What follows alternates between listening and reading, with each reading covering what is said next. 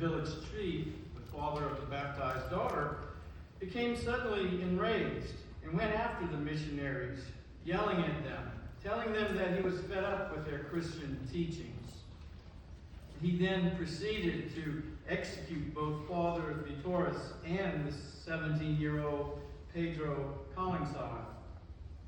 For his martyrdom and his strong belief in the Catholic faith, St. Pedro was later beatified by John Paul II, then canonized by Pope Benedict XVI on October 21st, 2012.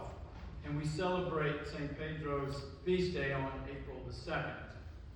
Now, St. Lorenzo, who became the first Filipino saint, we know more about.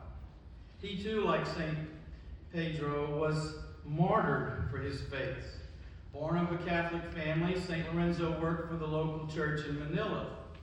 Then at the age of 36, he was unjustly accused of killing someone. Fearing for his life, he sought the assistance of two Dominican priests. They placed him on a small boat called the Sampan. Along with a group of Catholic clergy, St. Lorenzo left his wife and 3 children, and they sailed for Japan. Their intent was to preach the gospel about Christianity. Sadly, as soon as they had landed in Japan, they were taken prisoners. Lorenzo refused to bow down to the threats of his persecutors, telling them, "As God is my witness, I would rather die 1,000 deaths than to renounce my faith."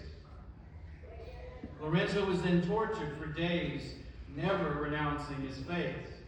Then on September the 27th of 1637, Lorenzo and his companions were taken to a hill known as the Mountain of Martyrs.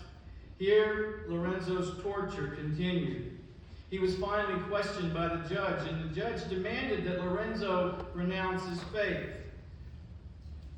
But Lorenzo remained strong. His final words were, "I am a Catholic, and I wholeheartedly accept death for God. Had I 1,000 lives, I would offer them all for him.